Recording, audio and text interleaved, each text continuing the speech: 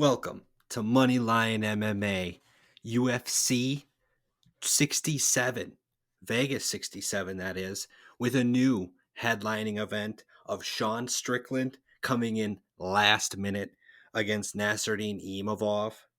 This is going to be interesting, Jose, with a fight that's at 205 with some guys that aren't typically fighting at the light heavyweight level. But tonight, we're going to continue doing things as we did at the last show of 2022. If you guys recall, we decided to go with a more of a weighted system. Instead of just going through the picks one by one, Jose and I have our most confident picks in line for you guys. So in order of heaviest weight, meaning most confident, to lowest weight, meaning least confident, we're going to go through our picks for this five fight card, that has flipped around a lot. Like I mentioned, the main event was already mixed up, and gladly the UFC last minute was able to get Strickland to save some semblance of the card. But we're actually going to start tonight by discussing the co-main event, because that, my friends, is my four weight. Dan Ige. He is looking at being a minus 130 favorite against Damon Jackson plus 102 underdog. Guys, I think Dan Ige definitely possesses the standing advantage here, and I would not be surprised to see him get a knockout. So we'll see what Jose has to think about this one, and I do believe Jose has a weight on this fight as well. Yeah, for this one, I'm going for the favorite Dan Ige, but I'm not as confident, so I do have him at a 2 because I'm just not that confident because he's coming off a 3-fight losing streak, and while Damon Jackson is coming off a 4-fight winning streak. And looking at it, Damon Jackson has more experience than Dan Ige, and this is actually a tough matchup for Dan Ige, but I overall think Dan Ige has had better competition within the UFC, even though he doesn't have as big of a record as Damon Jackson. I think Dan Ige has gone against tough competition where he could pull off a victory, but again, I'm not that confident in it. But if I were to side with one, it's Dan Ige. I hear you, man. I think Dan Ige, in terms strictly of pro fights, Damon Jackson has 27 pro fights, which is a lot of experience, but I still consider Dan Ige to have more overall tough experience with guys fights against guys like Movsar Evloev, Josh Emmett lately, who's potentially challenging for a belt soon, and Edson Barboza. I mean, these are some really top end fighters that the UFC has to offer. Dan Ige took a couple of losses. Don't get me wrong. If he would have beat those guys, he'd be in title contention as well, because those are some of the top echelon fighters in this division.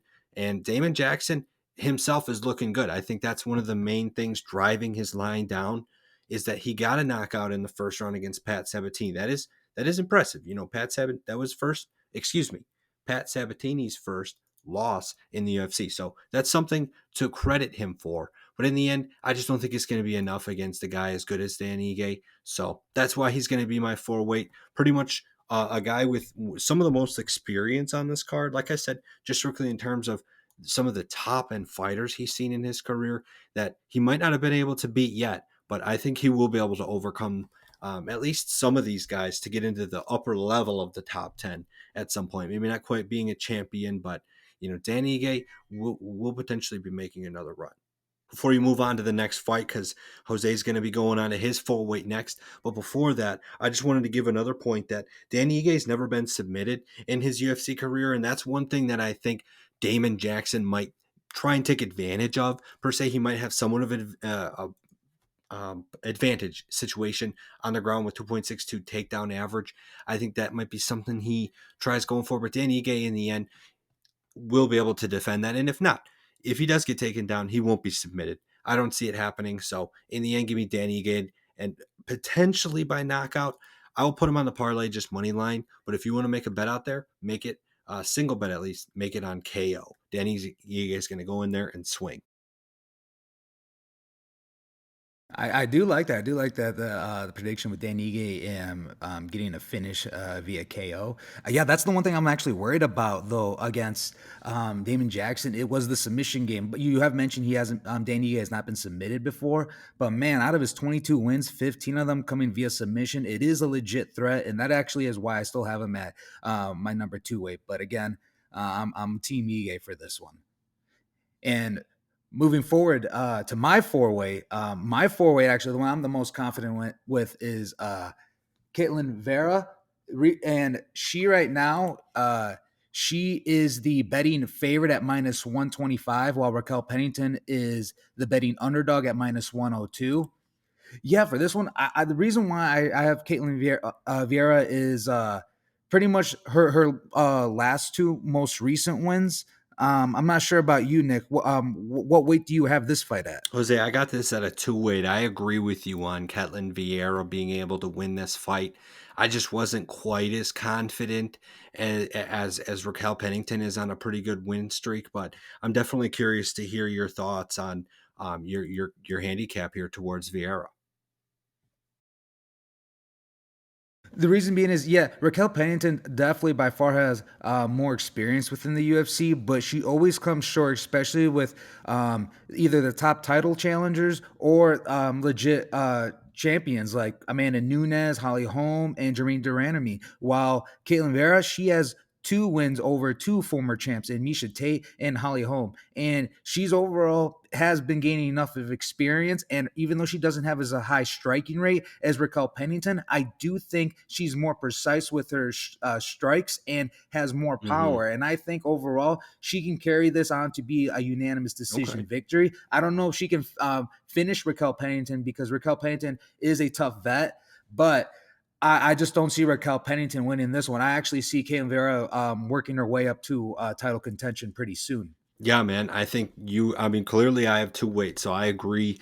I think Ketlin Vieira is going to be able to defend all takedown attempts that could be tried by Pennington.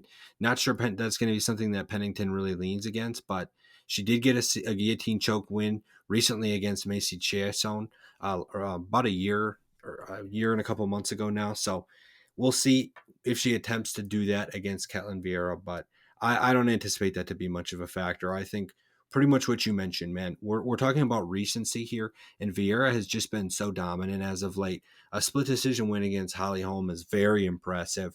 A 5 round fight. In fact, she's coming off two 5 round decision wins. So clearly, Vieira's ability to continue and go long distance in fights, even though this is only a 3 round fight, she will clearly have all the stamina that it takes to go the full distance.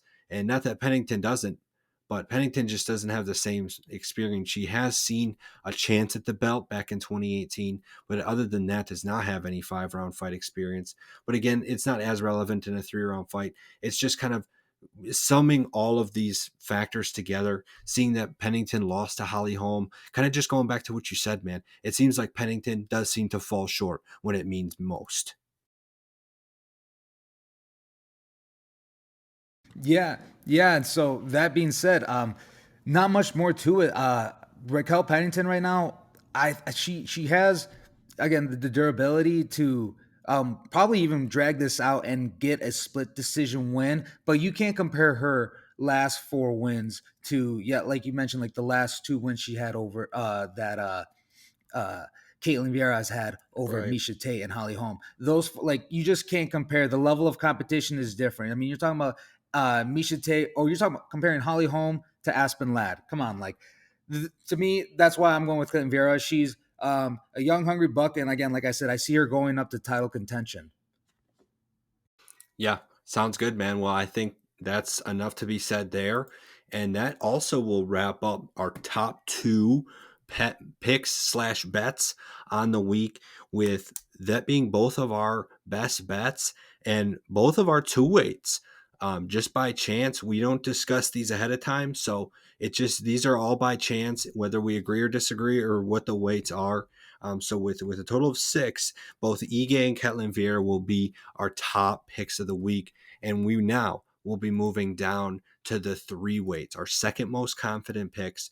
Going back to my side of things, I ended up deciding to go with the main event. And I honestly wasn't. Obviously, if I was more confident, I would have made it my four weight. Sean Strickland coming in off of the short notice. Typically when you see that happen, you immediately are like, I want to bet against him. The guy who's coming in on short notice, blah, blah, blah. But I really think Sean Strickland, I got to give him props. I think he's going to still be in great shape. I think he's still going to look pretty good in the ring. I think the biggest catalyst in this fight is going to be the fact that it was agreed at 205.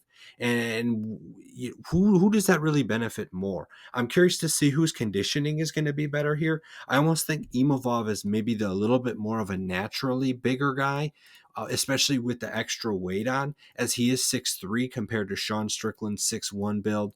But their reaches are really similar. So I don't know, man. It's going to come down, to my opinion, a lot to their conditioning. I'm not expecting this fight to end super early in the first round or anything like that. Granted, anything can happen, but all five of Imavov's fights have gone at least past the halfway mark in the UFC year. So I would anticipate that to continue. Jose, what do you have for weight on this fight? Yeah, so for this one, I am going with Sean Strickland. Even though he is a last minute replacement, and this fight is taking place at 205. I mean, I've seen some videos of him lately. Him just looking bulky. Man, he looks extremely huge.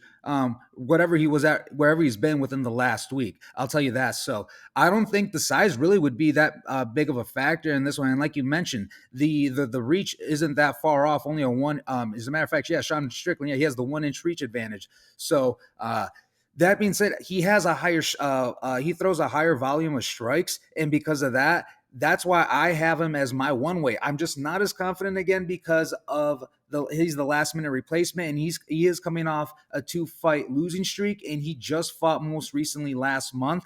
And I don't know, I just feel like I haven't seen a lot of fighters really have a positive turnaround when taking fights kind of last minute, like within a month later. They lose one and then they come back later and they're trying to rebound and they end up losing again.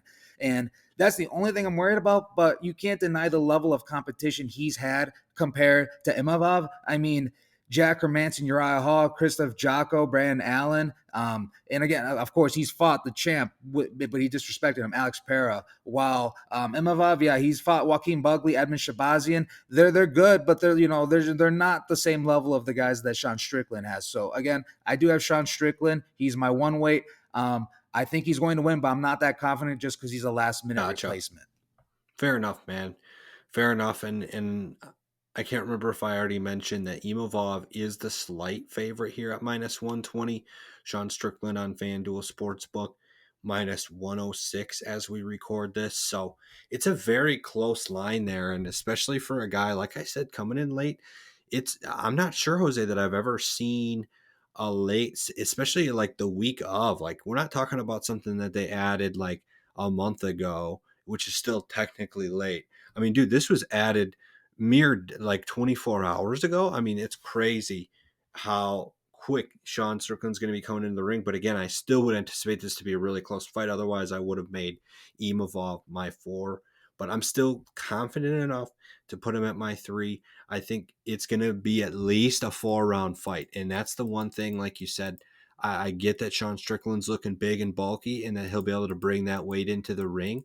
But I'm wondering if that's going to harm him. I'm wondering if the extra weight, throwing those muscles around, is going to get him a little tired come round 4, come round 5, gets a little sloppy. That's kind of what I'm leaning on here.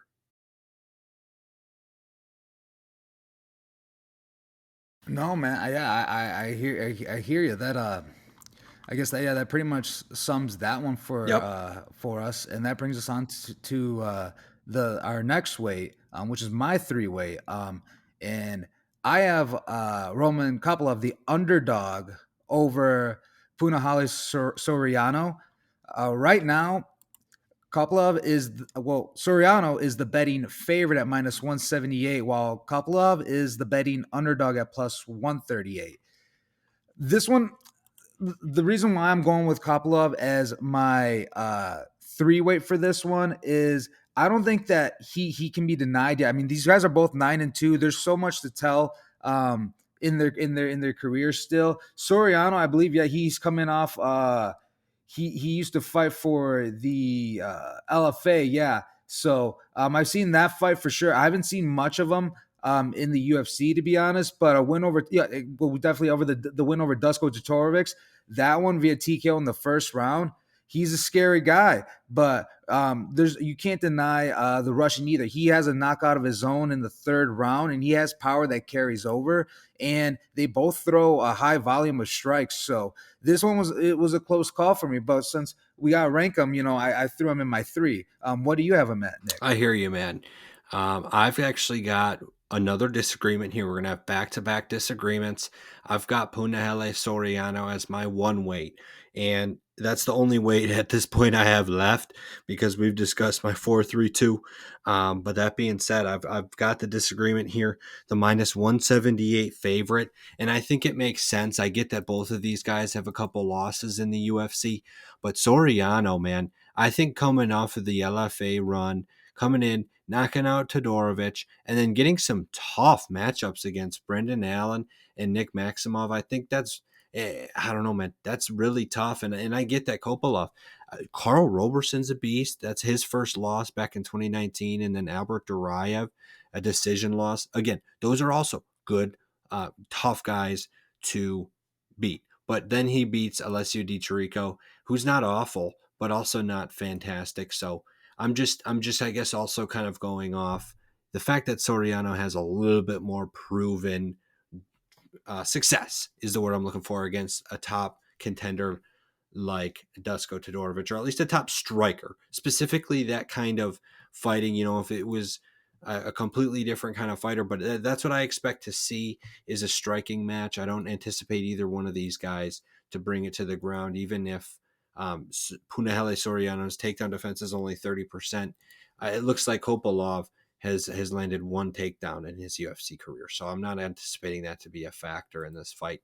We'll pretty much see who can win the stand-up game, and I'm leaning on that to be Punahele Soriano. Yeah, and without a doubt. I honestly have this fight. I don't know if this fight will actually go by decision because both guys have only actually gone to decision very little in their careers. Both actually only having one win via decision. So I think it's safe to say this one is going to end within the 3 rounds. So I'm going to take Roman Kopilov, and he's a finisher. He's a finisher, and he's got KO power. So out of his 9 wins, 8 of them are from KO. So I want to be finished. I want to be surprised if maybe he gets a TKO. So I'm going to have him as my 3-way winning via TKO. Sounds good, man. That about wraps up all four of our weights then. If you've tracked with the counter agreements and the agreements, we have in the disagreements as well, we have our four picks nailed down. And there is still one fight that was moved up at the last minute that we did not include in our weights. Umar Nurmagomedov against Raoni Barcelos. That's being fought at bantamweight. Nurmagomedov is a minus 900 favorite, Jose. And honestly, I thought about putting this as one of my weights, but in the sense of underdog, I was thinking about putting Barcelos, the one weight. I mean, I think Nurmagomedov is great.